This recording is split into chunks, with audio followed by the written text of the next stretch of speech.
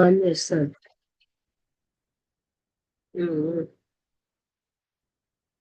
బాగా లేట్ అయింది కానీ ఏం చేయడం, మరి ఆన్ అవ్వట్లేదు.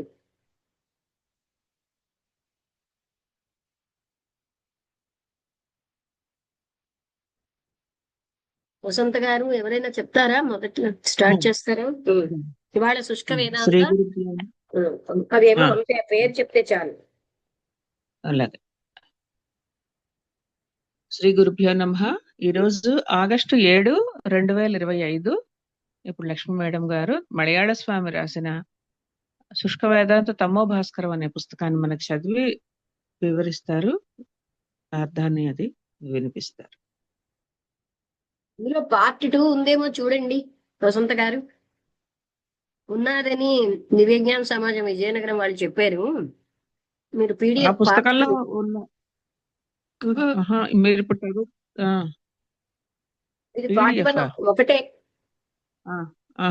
మీరు చదువుతున్నది అయితే నా దగ్గర ఉన్న పుస్తకం ఎండ్కి వచ్చేసింది. మన అదే నా దాంట్లో నాలుగో కూడా పార్ట్ అన్నారు. పీడిఎఫ్ లో చూస్తారు. అలా పీడిఎఫ్ చూస్తా. పుస్తకం ఉన్నా నాకు లాభం లేదండి మీ దగ్గర ఉంటే. పుస్తకం అయితే చివరికి వచ్చిందని చెప్తున్నాను. నా దగ్గర ఉన్న పుస్తకం బట్టి చివరికి ఇక్కడ వచ్చినట్టు చివరికి తెలుసు. వచ్చింది. పీడిఎఫ్ చివరికి నాకు వచ్చేసింది. తెలియదు. అది అర్థమైంది కానీ పీడిఎఫ్ లో చివరికి ఉందని నాకు తెలియదు. వెతకాలి, చూడాలి అయితే. ఇంకో పీడిఎఫ్ ఉంటుందేమోనండి. అదే చూస్తానమ్మా. ఎవరెవరు పీడిఎఫ్లు చూడగలరో అందరూ చూడండి.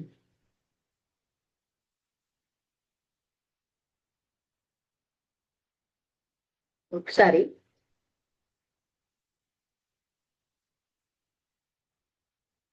ఈశ్వర్ లేడా? ఈశ్వరే పెట్టాడు.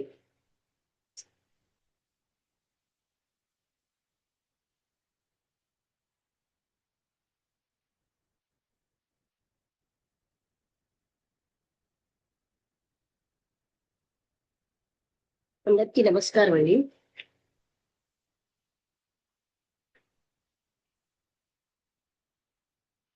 మనం చదువుతున్న కంటిన్యూషన్ ఇది. 450 పేజీలకి 411వ పేజీ దగ్గరికి వచ్చాం. అంటే ఇంకా కొంచెమే ఉన్నాయి. ఇంద్రియాణ్యేవ తత్సర్వం యత్స్వర్గ నరకావుభౌ నిగృహీత విసృష్టాని స్వర్గాయ నరకాయ చ. నిన్న తులసిరామ్ గారితో ఆయన మాట్లాడేది. అప్పుడు అదే అన్నారు, ఆయన మలయాళ స్వామి ఆశ్రమంలోనే పెరిగి చదువుకున్నట్ట. అందుకని అంతా చెప్పారండి. ఆయన చాలా అప్పుడే ఆయన అంటే చాలా ఇది ఉండేది, అందరికి చాలా జ్ఞాని ఆ అంటూ అవన్నీ చెప్పారు. అందుకనే అక్కడే మహారత్ములతో చిన్నప్పటి నుంచి పరిచయానికి కారణం కూడా మలయాళ ఆశ్రమంలో చదువుకోవడమే. స్వామీజీల దగ్గర పెరిగానని చెప్పారండి. ఏం ఏర్పేడు చదువుకున్నారంటే ఆశ్రమం. చెప్పాను అనమాట. యోగ వాసిష్టం అన్ని ఆయనే చదివేవారు. భక్తరాలే అది శివాజీ గురువు రామదాసు రచించిన దాసబోధ. నిగృహీత విసృష్టాని స్వర్గాయ నరకాయ చ.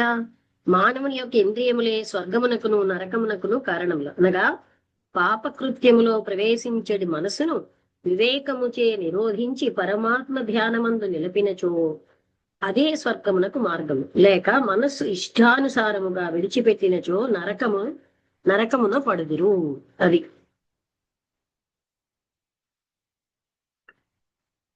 తర్వాత హృష్టబీజో హృష్టబీజోపమా భూయో జన్మాంకుర వివర్జిత హృది జీవత్ విముక్తానాం శుద్ధా భవతి వాసన. జీవన్ముక్తులకు మహాత్ముల హృదయమున ఇంద్రియములు వృత్తిరహితముగా ఉండును.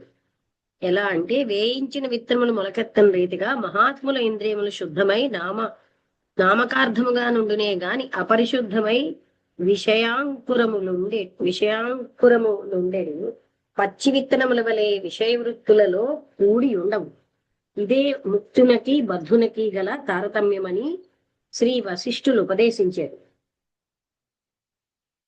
కనుక దురాచారపరులై వేదాంతము మాట్లాడే వారిని ముక్తులని నమ్మరా.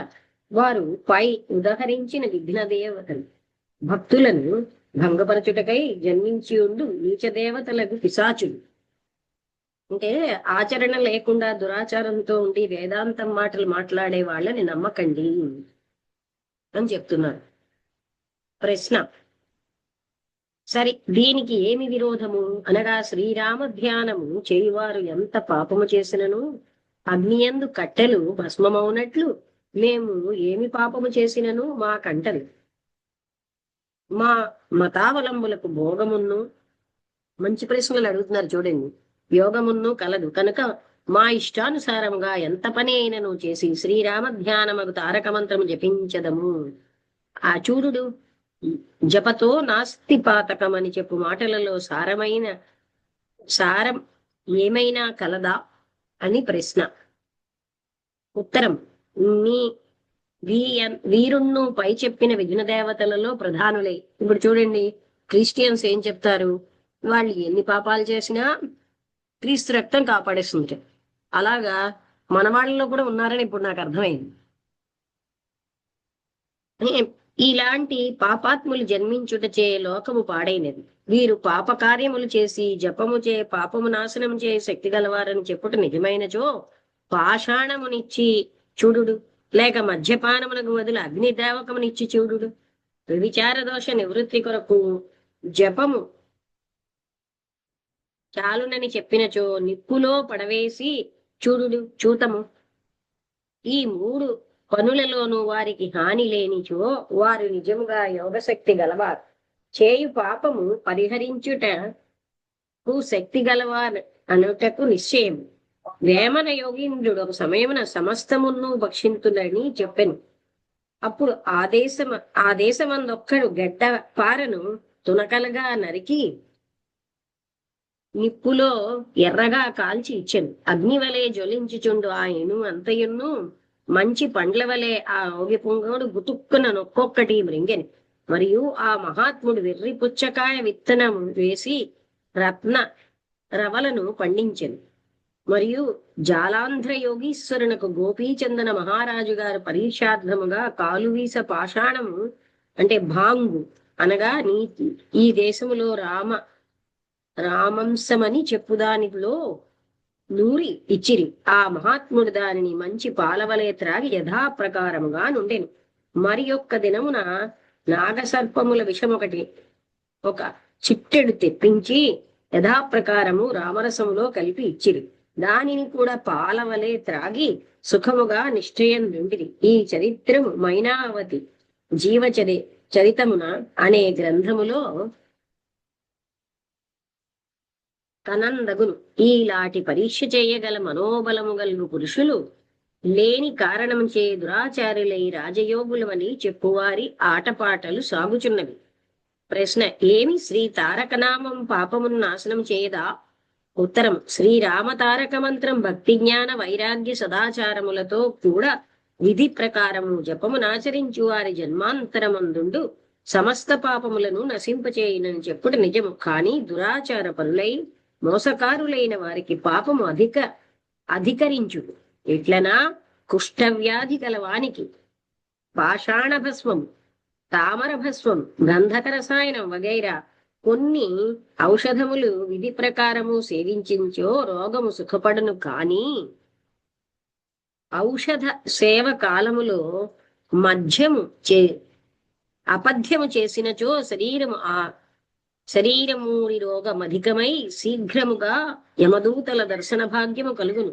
అలాగున పాపము గల వారు శ్రీరామ ధ్యానము విధి ప్రకారము చేసినచో పాపములో కొన్ని భాగములు నశించును. కాని రామధ్యాన కాలములో పాపము చేయు వారికి తప్పక పాపం అధికమగును. చూసారా, నామస్మరణ చేస్తూ పాపకార్యాలు చేస్తే అది అధికం అయిపోతుంది. ఈ విషయం ఒకటి అంటే ఇంతకు ముందు కూడా నేను ఎక్కడో చాలా సార్లు విన్నాను. అంటే మనం నామస్మరణ చేస్తూ పాపకార్యాలు, అసూయ అలాంటి భావాలతో మనస్సులో రామనామం చేస్తూ ఉంటే అవి ఎక్కువైపోతాయి.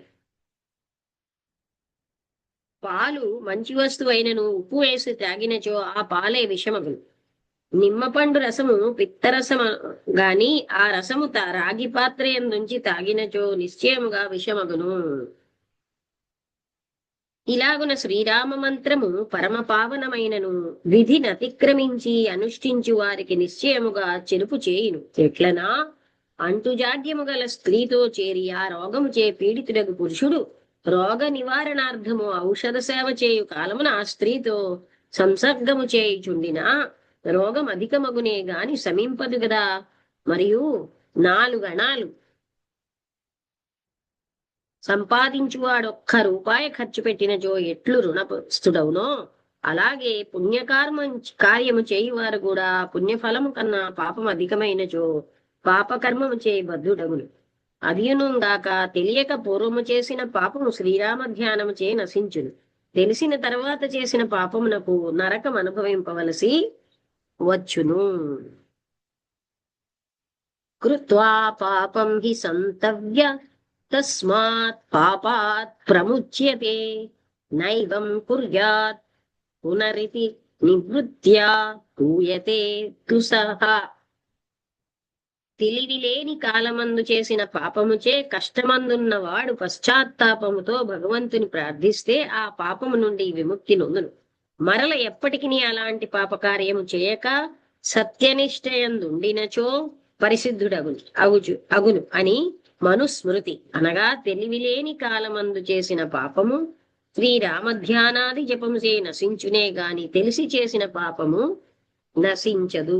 చూసారండి, అంటే మనం తెలిసి పాపకార్యాలు చేస్తే అది అంత వేగంగా నశించదు. దీనికి ఒక కథ చెప్పేది. ఈ సంగతి నేను తిరుపతికి వచ్చిన తర్వాత సంభవించింది.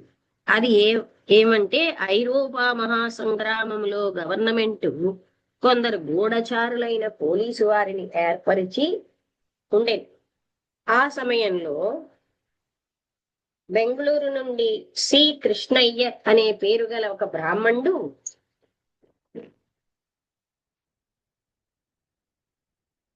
తిరుమలకు వచ్చెను. ఈయన ఇంగ్లీష్లో FA వరకు చదివిన వారు. తిరుమలకు వచ్చి పోలీస్ స్టేషన్ లో తనకు నివాసం ఏర్పరచుకొని తాను పోలీస్ ఇన్స్పెక్టర్ అనియు గూఢచారి అయి ఎచ్చటచ్చట ఏమేమి జరుగుచుండునో అవి కనిపెట్టుటకై గవర్నమెంట్ నుండి పంపబడిన వాడని వెల్లడి చేసెను. అప్పుడు ఒక్కొక్క సందులో తిరిగి ఎవరైనను యుద్ధ సంబంధమైన మాట్లాడుచుండినచో వారి పేర్లు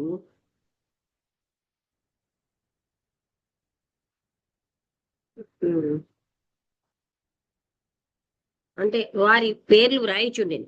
అచ్చటచ్చటి శోధన చేసి కొందరి పేర్లను నోటు పుస్తకములో రాసి పెట్టి ఒక్కరిని తమకు జవానుగా చేసుకుని పేరు రాసిన వారి వద్దకు జవానును పంపి మిమ్మలను రాజద్రోహం క్రింద కేసు చేయుటకై మా ఇన్స్పెక్టర్ వారు ప్రారంభించి ఉన్నారని విద్యలేని వారికి చెప్పి భయము పెట్టి చాలా డబ్బు సంపాదించాను. తర్వాత తిరుత్తనికి పోయి ఇలాంటి పని ప్రారంభించాను. అప్పుడు తిరుత్తనిలో నుండి పోలీస్ ఇన్స్పెక్టర్ గారు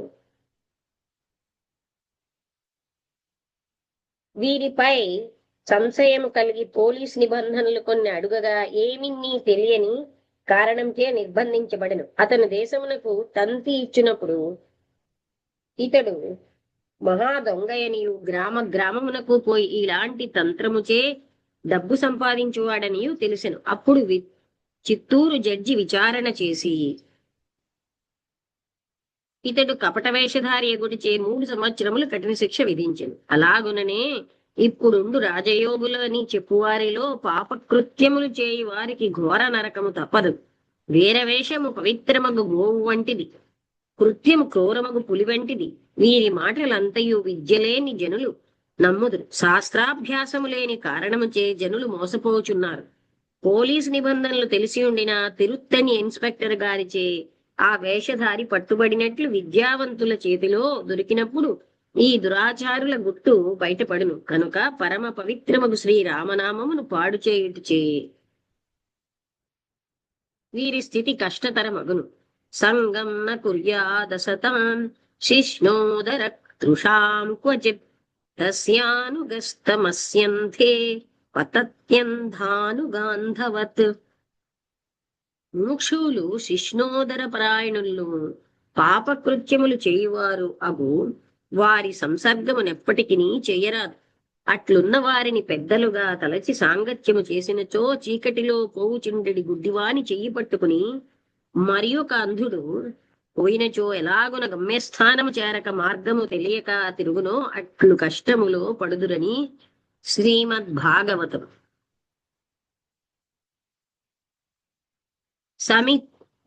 తద్విజ్ఞానార్థం సగురుమేవాభిగచ్చేత్.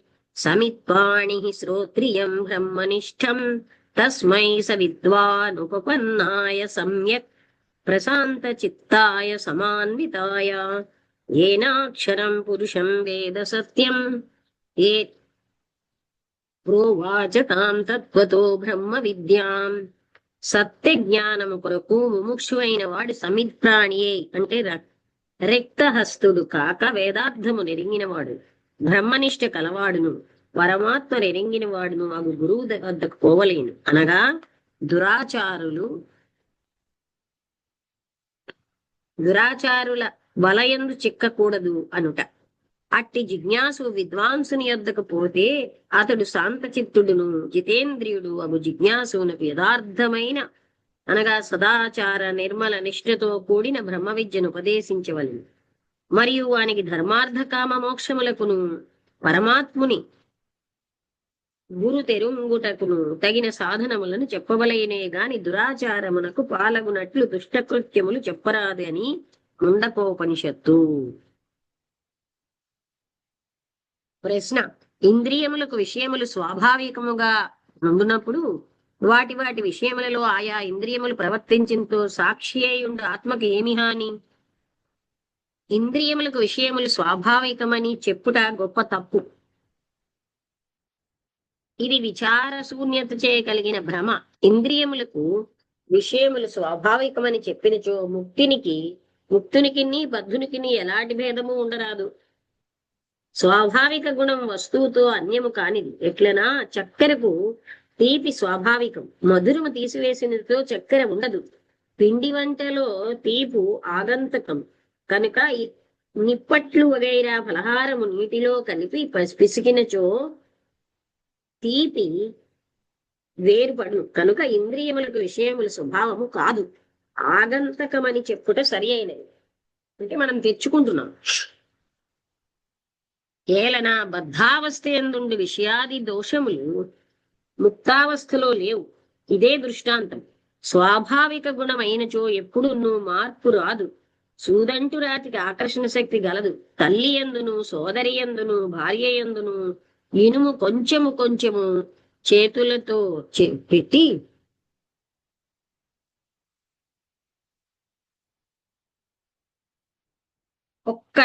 ఒకని చేతి యందు సూదంటు రాతి నుంచినచో తల్లి, సోదరి, భార్య ఇత్యాది భేదము లేకనే అందరి చేతి యందు ఇనుమును ఆకర్షించును కదా. అదే రీతిగా ఇంద్రియములకు విషయములు స్వాభావికమైనచో తల్లి యందును, సోదరి యందును, భార్య యందును ఒకే విధముగా మనోవృత్తి ఉండవలేను. అట్లు కనబడట లేదు కనుక స్వాభావికమని చెప్పుట బుద్ధిహీనత. ఆ సూదంటు రాతి యందుండు ఆకర్షణ శక్తి నిలిచియుండు పర్యంతమే ఆకర్షించుడు. ఆ శక్తి నశించింతో ఆకర్షించుటకు సాధ్యము కాదు. అలాగే హృదయంలో విషయవాసనలుండే పర్యంతము ఇంద్రియముల ద్వారా విషయములను అనుభవించుటకు బుద్ధి ఉండును. అంతవరకు వాడు ముక్తుడు కాలేడు. ఇంద్రియములకు విషయములు స్వాభావికమా లేక ఆగంతుకమా అని తెలుసుకున్నట దుస్తరం. ఇది ప్రత్యక్షముగా ఇంద్రియములను అతిక్రమించిన సమాధి అవస్థ యందు గోచరమగును. ఆ అవస్థలో ఇంద్రియములు జడము అనియు తానొక్కడే చైతన్య స్వరూపుడుగా ఆత్మయనియు ప్రత్యక్షముగా బోధ కలుగును. సమాధి అవస్థ యందుండు మహాత్ముని కర్ణనేత్రములను ఇంద్రియములు తెరచి ఉండినను ఏమి నీ ఎరుంగ జాలవు. సాధారణ సుషుప్తి అవస్థయందు కూడా నేత్ర కర్ణేంద్రియాదులన్నీ ఉండినను విషయముల అంటే నిద్రలో కూడా విషయములు గ్రహించుట లేదు. ఇంద్రియముల ద్వారా మనస్సు బహిర్ముఖముగా ప్రవేశించి విషయములను ఆత్మ సాన్నిధ్యమునకు తెచ్చుచుండు. అన్ని ఇంద్రియములకు వృత్తి లేదు. చక్షురాది ఇంద్రియములు వృత్తులను గ్రహించుట కొరకు జడములకు సాధనములు. అదండి, అర్థమవుతోంది కదా. నేను మరి బోధపరచక్కర్లేదు. అంటే అదేం స్వాభావికం కాదు. మనోదశేంద్రియాధ్యక్షం హృత్పద్మే గోళకే స్థితం తచ్ఛాంతఃకరణం బాహ్యే శ్వస్వాతంత్ర్యాదినేంద్రియైః ద్వినేంద్రియైః. మనసు హృదయ పద్మగోళమందుండి దశేంద్రియములను ప్రేరేపించి స్వతంత్రము లేని ఇంద్రియముల ద్వారా బహిర్ముఖముగా ప్రవేశించి విషయములను స్వీకారము చేయుచుండును. స్తోత్రం చక్షుస్పర్శనం చ రసనం ఘ్రాణమేవ చ అధిష్ఠాయ మనశ్చాయం విషయానుపసేవతే. ఆత్మ, శ్రోత్రము, చక్షుస్సు, స్పర్శనము, రసనము, ఘ్రాణము మొదలైన ఇంద్రియాలని మనస్సుని ఆశ్రయించి శబ్దము, రూపము, స్పర్శము, రసము, గంధము అనే విషయములను అనుభవిస్తూ ఉంటుంది. ఇక్కడ మనస్సు కూడా బాహేంద్రియం వలె జడం. ప్రవృత్తించ నివృత్తించ జనాన విదురాసురాః న శౌచం నాపి చాచారో న సత్యం తేషు విద్యతే. అంటే అసుర స్వభావం గలవారు ధర్మ మార్గమును ఎట్లు ప్రవర్తించవలెను, ఆ ధర్మము నుండి ఎట్లు నివర్తించవలెనో ఆ సంగతి నిరుంగు. అట్లు ప్రవృత్తి నివృత్తి మార్గం ఎరుంగని అసుర స్వభావం గల వారికి శుచియును, శుద్ధాచారమును, సత్యనిష్టయు, జీవకారుణ్యం మొదలైన దైవ గుణములు ఉండవు. చింతామపరిమేయాం చ ప్రళయాంతాముపాశ్రితాః కామోపభోగ పరమాయేతావదితి నిశ్చితాః ఆశాపాశశతైర్బద్ధాః కామక్రోధ పరాయణాః.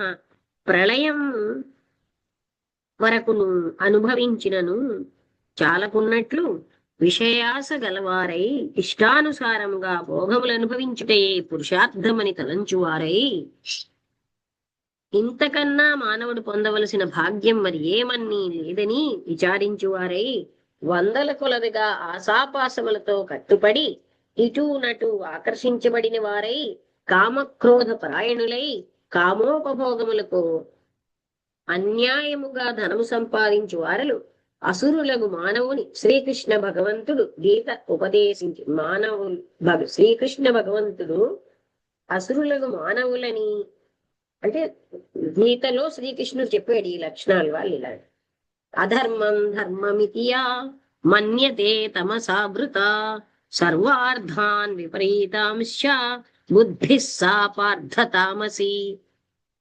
అంటే తమోగుణ బుద్ధి గలవాడు అధర్మమైన మద్యపాన ప్రాణి హింసాదులు ధర్మమని, ధర్మమైన బ్రహ్మచర్యము, జీవకారుణ్యము, బ్రహ్మనిష్టాదులు పని లేదని, సాధు సజ్జనులు చేయదగిన అన్ని సదాచారములు త్యజించి పాపాత్ముడు చేయు ప్రాణహింస, మద్యపానము, విషయాలు వంపటము మొదలైన దురాచారములను సదాచారములని చెప్పుదురు. వీరు తమోగుణ భూయిష్ఠులని భగవద్వచనం. అంటే ఇలాంటివన్నీ చెయ్యొచ్చని వాళ్ళు చెప్తారు. మద్యపానం, ప్రాణిహింస, వనితానందన చందనాది విషయ వ్రాతం బులం బొందిచ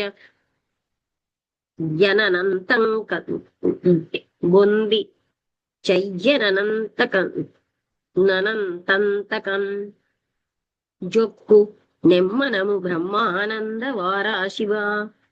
వారాశివాసనయొక్కించుక శోకనేని భ్రవినాశం బొందు నానా ధ్రువుష్పటన భృంగము చంపక ప్రసవ సంశాప్తి ఊలుంగతిన్ చక్కెరయున్ లవణంబును క్రక్కెన నుదకములయందు గరిగిన రీతిన్ మిక్కిలి తనుగనుగను ఘనమది చొక్కుచు నాసంద జలధి నుడిసి నసించున్ ఇనుడస్తమించు తరినాతని కిరణములతని తోడదగ జనురీతిన్ అవును మానసంబులి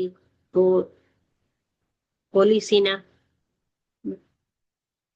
మునుకొని తద్గత వికారములు పోలియుగడున్. అంటే ఈ తెలుగు పద్యాలే వేద శాస్త్రంబులు వివరించి బుధులచే చదివించవచ్చుదో చదవవచ్చు. యజ్ఞదాన తపంబులధికారి జనముచే చేయించవచ్చు చేయవచ్చు. నిలలోన గల తీర్థములకేగ అన్యుల బోధించవచ్చు పోవచ్చు.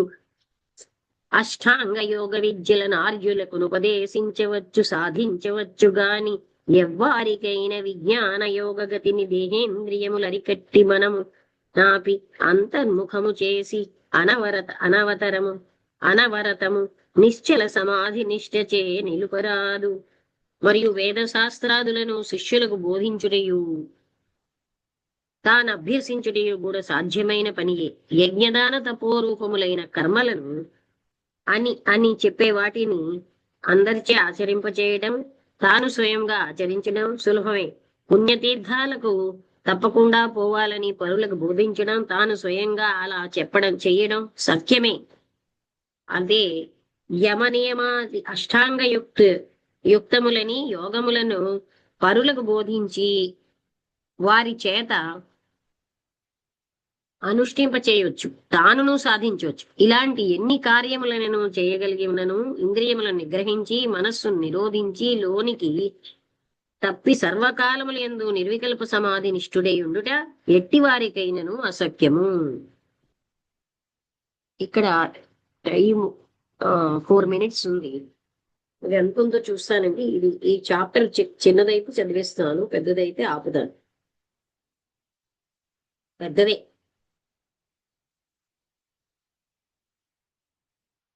అంటే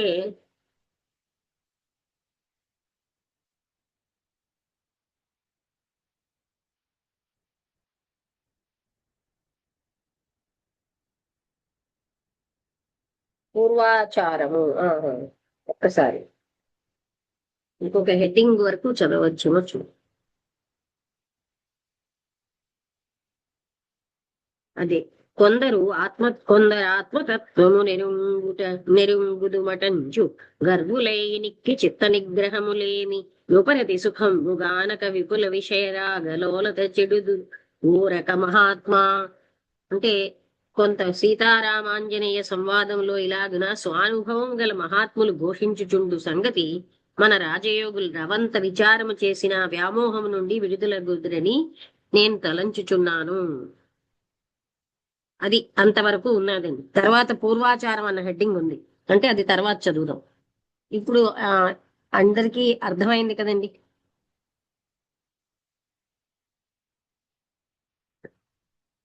భాగ్యలక్ష్మి గారు, వెంకట లక్ష్మి గారు ఎవరైనా చెప్పండి.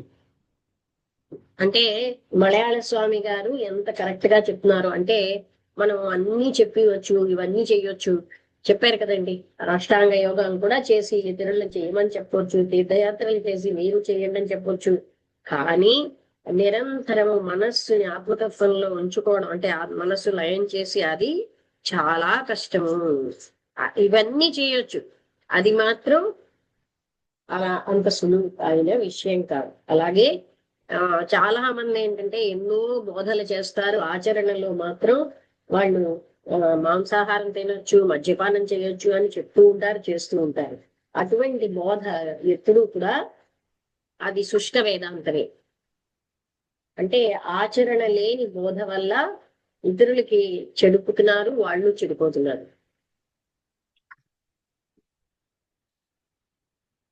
ఎవరైనా చెప్తారా?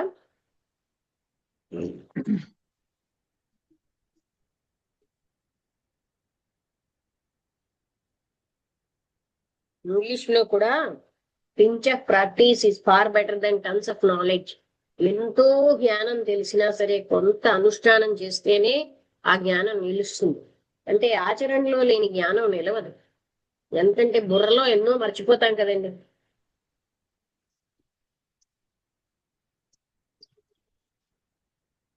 భాగ్యలక్ష్మి గారు, వెంకటలక్ష్మి గారు ఎవరో చెప్తారా? చెప్తానండి. అందరికీ నమస్కారం అండి. కొంతమంది యజ్ఞాలు చేయమంటారండి, వాళ్ళు చేస్తారు, అందులో ఏమీ ఉండదు, వాళ్ళకి తెలియదు. అన్ని అష్టాంగ యోగాలు అన్ని చేస్తారు, వాళ్ళు ఆచరించవచ్చు. కానీ ఇంద్రియాల నిగ్రహణ ఎవరైతే నిగ్రహించుకుని ఎవరైతే ఉంటారో వాళ్ళకే చెప్పారండి. అది చెప్పారు, ఇది చెప్పారు, తెలుసుకోవడంలో ఉందండి. అది మనం దేన్ని తెలుసుకుంటామో అదే మనకి ఆచరణ పెడితేనే తెలుస్తుందండి. అది ఇప్పుడు చెప్పారు, ముందు అది చేయమన్నారు, ఇది చెయ్యొచ్చు. కానీ ఇవన్నీ చేసిన ఇంద్రియ నిగ్రహణ ఎవరికైతే అలా కష్టం అది ఎవరైతే చేస్తారో వాళ్ళకే ప్రాప్తం అవుతుందని చెప్పారు కదండి. అవునే. ఇంద్రియ నిగ్రహణ చేసి అప్పుడు ఎన్నైనా యజ్ఞాలు చేయొచ్చు, యోగాలు చేయొచ్చు, అన్ని అన్ని చేయొచ్చు, అష్టాంగ యోగాలు చేయొచ్చు, అన్ని చేయొచ్చు అని చెప్తున్నారు. కాకపోతే ఎవరైతే ఇంద్రియ నిగ్రహణ చేసి ఇంద్రియాలను నిగ్రహించుకుని ఆత్మతత్వాన్ని తెలియబడుతారో వాళ్ళకే తెలుస్తుందండి.